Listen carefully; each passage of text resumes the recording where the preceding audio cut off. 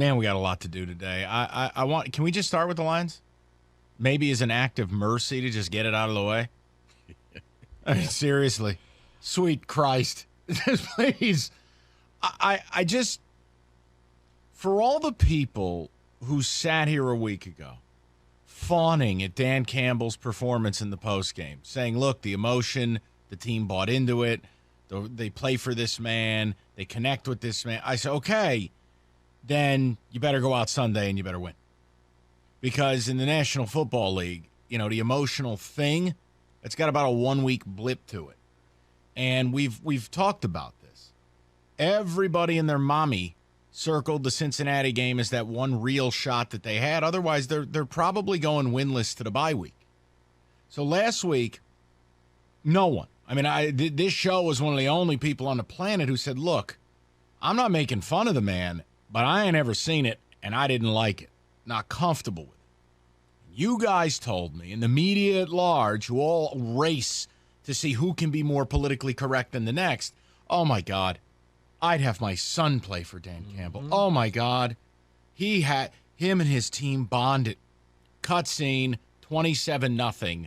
Your quarterback's rating was a 13 yesterday. They were never in the game. They showed no juice, no life, and a Cincinnati team that entered the game as about a 3-point favorite was up by 30. So my question is, what now exactly? Wait. Not just up by 30. They called the dogs off. Cincinnati called off the dogs. Yeah. Think about that. Yeah. A team that was god-awful 2 years ago. In a league of one-score games. Yeah. You were never in it. So if you bought into what Dan Campbell did organically following the Minnesota game and told people like me and Rico, okay, well, hey, you'll see, this is the right man for the job and this team plays for him. All right, then how do you juxtapose that into worst performance of the season? Now, if you want to take the easy way out, you just say, well, they couldn't emotionally get up off the mat following what happened against Minnesota. Okay, fair, except their coach probably took that away from them. Coaches don't go to the podium and cry. They don't. No, you're They right. don't, and that's not me making fun of it. That was raw, but he lost control of his emotions. And I was told that was going to be a big positive for this team. I was told that was going to be a bonding moment, that it was going to set the culture and all. Okay. What I watched yesterday was their worst performance of the year. And that's not the best team they've played. No. That's the worst performance of the year. They were utterly dreadful, and now they sit alone as the only winless team in football. So for all the jokes we make about Houston, who lost their quarterback unexpectedly to a scandal, right? We all made fun of Houston. We all make fun of how poorly they're run. They have a win. We don't. We make fun of Urban Meyer, right? He's out there on the dance floor doing a little proctology. They got to win. You are winless. No sight of a win coming. You are 16-point underdogs against the Rams this week, so let's just go ahead and chalk that puppy up. You're not winning that. Right. And, hey, I'm cool getting the number one pick, guys. But when you got a new GM and a new coach, they're both first time at it, and you're trying to institute a program here, you don't want to have conversations about being winless at the bye. You got to get a win or two or three. I wanted to start there because the Goff thing we'll get to a little later. We're going to get to Michigan State as well. Michigan was on bye. Yes, we'll address this Mel Tucker nonsense because that's what it is. It's total nonsense, but we'll do it. And Spartan fans need to bone up a little bit, but we'll explain. But I wanted to start with this, Rico. Well, here's what the thing. Now? I don't know because they were try-hard guys. Oh, boy, yeah. Oh, we'll get to him, too. They were at least the try-hard team for the first couple of weeks where the Lions were out of it, but they kept fighting to the bitter end, and they made the losses seem palatable. It wasn't that bad. You felt like, man, if they could just catch a break. Not yesterday. Yesterday, I'm sitting there thinking to myself, if Chris Evans played for the Lions, he would be one of their best players. And he was, fourth, fifth option for the Cincinnati Bengals.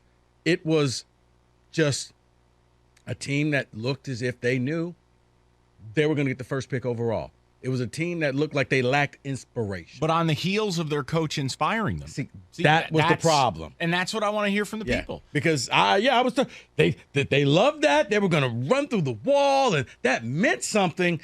It sure didn't translate to the field. It's always funny, too, Rico. And let me throw the number out because this is important. 248-539-9797.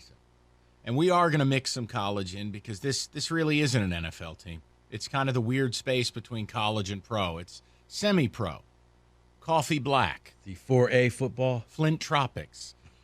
But if you go back and you look at all of the media babble about Dan Campbell, how great it was, the fawning, from Mike Greenberg on down to the locals. And then you go a week later and you watch that performance yesterday. Like, is there any give back for that? Is anyone going to come out and go, you know what, maybe we got that wrong? The best part is you were destroyed. Your character was impugned if you criticized Dan Campbell. We were the only show doing it. And it wasn't making fun of him. But I also don't believe that we take the easy way out. That is something you don't see in the NFL, and for good reason. Because it doesn't work. Because it's beyond the pale. And when I asked last week and said, look, name a great coach who's behaved that way, you couldn't do it.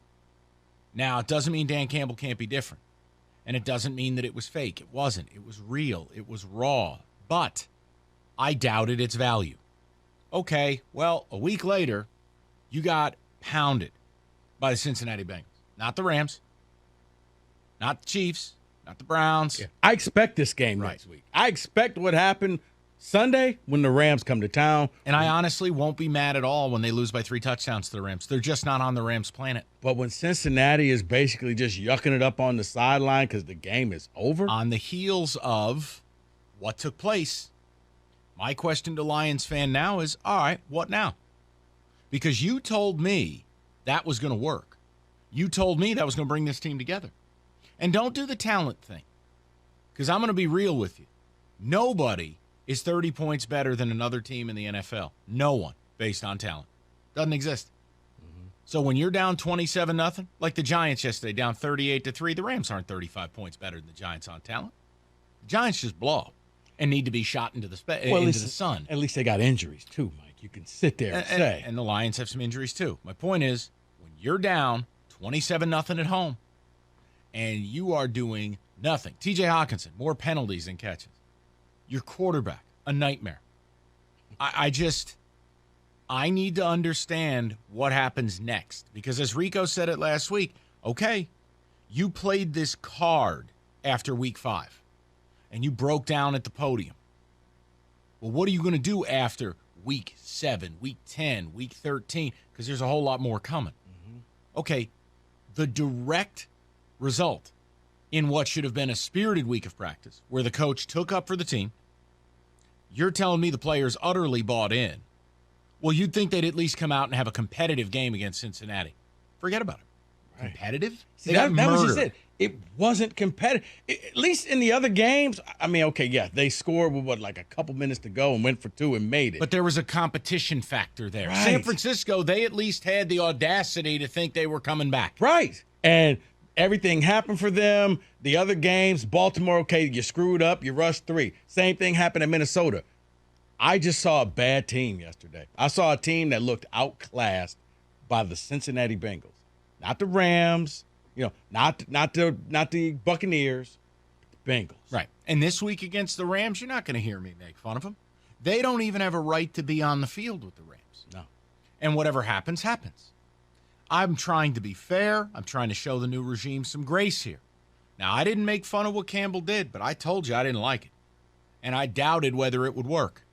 Everyone told me, you're a bad guy. It's going to work. I'd have my kids play for him, and the players love it. Okay. They didn't even compete Sunday. Not about wins and losses now. They didn't compete. You don't get to talk about wins and losses when you don't compete. They were nowhere. And that's a weird way to repay a coach who took up for you, put his heart on his sleeve, did what he did. And then what? You have your worst game of the season and you think that's just a coinky-dink? I don't know, man.